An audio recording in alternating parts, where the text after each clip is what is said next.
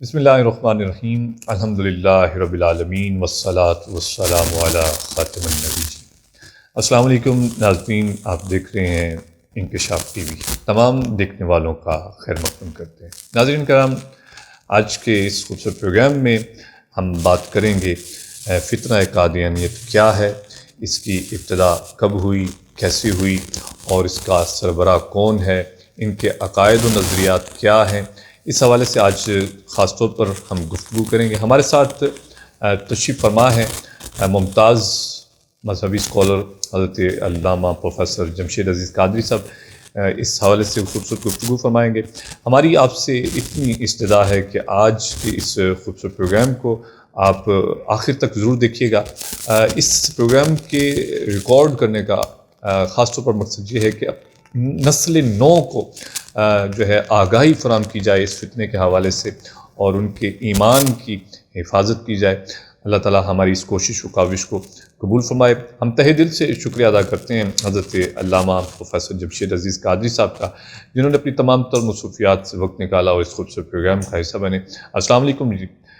الحمدللہ وکفیٰ وسلام علی عبادہ الذین اصطفیٰ، خصوصاً علی سید الرسل وخاتم الانبیاء وعلی آلہ المجتبیٰ واصحابہ المقتفیٰ، اما بعد، اعوذ باللہ من الشیطان الرجیم، بسم اللہ الرحمن الرحیم۔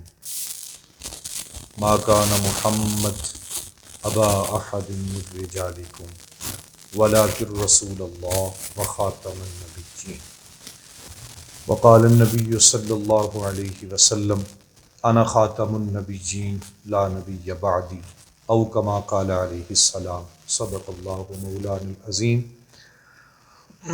اپنے تمام سامعین اور ناظرین جو اس پروگرام کو دیکھ رہے ہیں، سب کو السلام علیکم ورحمۃ اللہ وبرکاتہ۔ اور اس کے بعد تہہ دل سے شکریہ ادا کروں گا میرے محترم بھائی فصیح اللسان جناب محمد نذیر سیالوی صاحب کا، کہ اس خوبصورت پروگرام کو ترتیب دیا، اور ان کے ساتھ ساتھ انکشاف ٹی وی کے یہ دوست احباب جو پیارے آقا علیہ السلام کی امت تک حضور کی ختم نبوت کا پیغام پہنچانے کے لیے اور فتنہ قادیانیت سے نپٹنے کے لیے کوششیں فرما رہے ہیں۔ اللہ تعالیٰ ان کی کوشش کو، ان کی سعی جمیلہ کو اپنی بارگاہ میں شرف قبولیت عطا فرمائے۔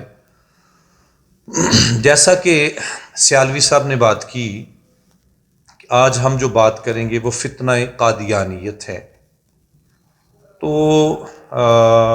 ابتدا میں ہی میں پہلے یہ تھوڑا شیئر کرنا چاہتا ہوں آپ سے کہ قادیانیت ہے کیا، قادیانیت کس کو کہتے ہیں۔ اور یاد رکھیے گا، اس کے لیے قادیانی کا لفظ بھی استعمال ہوتا ہے، یہ فرقہ اپنے لیے احمدی کا لفظ بھی استعمال کرتا ہے، یہ فرقہ اپنے لیے مرزائی کا لفظ بھی استعمال کرتا ہے، اور یہ فرقہ اپنے لیے لاہوری گروپ کا لفظ بھی استعمال کرتا ہے۔ یہ چار طرح کے الفاظ اس مذہب کے لیے استعمال کیے جاتے ہیں۔ جہاں تک بات ہے کہ اس کا مختصر میں تعارف کرواؤں اس فتنے کا، تو سادے سے الفاظ میں ایک ہی بڑا خوبصورت سا جملہ آپ دوستوں کے پہ گوش گزار کروں گا کہ تاریخ اسلام کا سب سے بڑا ارتدادی فتنہ، تاریخ اسلام کا، یہ لفظوں پہ غور کیجئے گا، تاریخ اسلام کا سب سے بڑا ارتدادی فتنہ، اس فتنے کو قادیانیت کہا جاتا ہے۔ حالانکہ دیکھا جائے تو دور رسالت میں بھی ارتداد کا فتنہ ابھرا تھا۔ تاجدار صداقت سید الصادقین خلیفہ اول جناب سیدنا صدیق اکبر رضی اللہ تعالیٰ عنہ کے دور میں اس فتنے کو تباہ و برباد کر دیا گیا تھا اور تہس نہس کر دیا گیا تھا۔ مسیلمہ کذاب جو اس فتنے کا بانی تھا، جس نے دعوی نبوت کیا تھا، لیکن صحابہ کرام نے ایک مشترکہ قوت سے، ایمانی طاقت سے اس فتنے کو اس طرح تہ و بالا کر دیا کہ وہ جو مسیلمہ کذاب کے ساتھ جنگ ہوتی ہے تو 1200 سے زیادہ صحابہ کرام جو دین کے عالم تھے، قرآن پاک کے حافظ تھے، نبی کی حدیث کے حافظ اور عالم تھے اور قاری تھے، انہوں نے اپنی جانیں اس جو ہے نا فتنے کو ختم کرنے کے لیے قربان کر دی، اور نبی علیہ الصلوۃ والسلام کی ختم نبوت پہ اپنی جانوں کے نذرانے پیش کر دیے۔ تو فتنہ ارتداد اس وقت بھی تھا، لیکن اس کو ملیاں میٹ کر دیا گیا۔ پھر بعد میں جب جنگ آزادی لڑی جاتی ہے 1857 میں، تو یہ فتنہ قادیانیت دوبارہ سامنے آیا، اور اس وقت سے لے کے آج تک متفقہ طور پر تمام علماء اسلام کا اس بات پر اتفاق ہے کہ یہ نظریہ، یہ فرقہ، یہ ٹولہ کفر پر اپنی بنیاد رکھتا ہے اور کافر ہے۔ اچھا، اس میں نا ایک اور بات بھی چھوٹی سی میں اپنے سامعین کے گوش گزار کرتا جاؤں۔ ہمارے کچھ دوست نا اپنی کم علمی کی وجہ سے یا سادہ لوحی کی وجہ سے ان کی باتوں کا شکار بن جاتے ہیں۔ مثال کے طور پر یہ قادیانی ایک سوال کرتے ہیں، جس سوال سے یہ اپنے آپ کو یہ ظاہر کرتے ہیں کہ ہم بھی مسلمانوں کا ایک فرقہ ہیں۔ بھائی وہ کیسے؟ وہ کہتے ہیں دیکھو آپ بھی نماز پڑھتے ہو، ہم بھی نماز پڑھتے ہیں، تم بھی قرآن کی تلاوت کرتے ہو، ہم بھی قرآن پڑھتے ہیں، تم بھی روزہ رکھتے ہو، ہم بھی روزہ رکھتے ہیں، تم بھی حج کرتے ہو، ہم بھی حج کرتے ہیں، تم بھی زکوٰۃ دیتے ہو، ہم بھی زکوٰۃ دیتے ہیں، تم بھی مسجد بناتے ہو، ہم بھی مسجد بناتے ہیں۔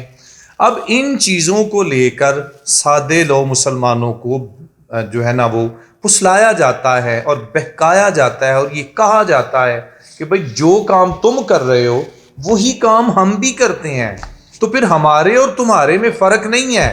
جب فرق نہیں ہے تو زیادہ سے زیادہ ہم کیا کہہ سکتے ہیں کہ قادیانی جو ہے یہ مسلمانوں کا ہی ایک فرقہ ہے یا مسلمانوں کا ہی ایک حصہ ہے، حالانکہ ایسی بات بالکل غلط ہے۔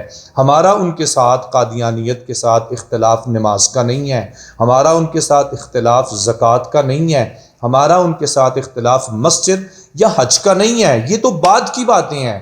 یاد رکھیے، اسلام دو چیزوں میں تقسیم ہے، ایمانیات اور نمبر 2 عبادات۔ آگے وہ کیٹیگریز بن جاتی ہیں کہ عبادات کے اندر پھر آگے معاملات کا شعبہ آ جاتا ہے، وہ الگ الگ باتیں ہیں، لیکن بیسک دو چیزیں ہیں، ایک ایمانیات ہے اور ایک عبادات ہے۔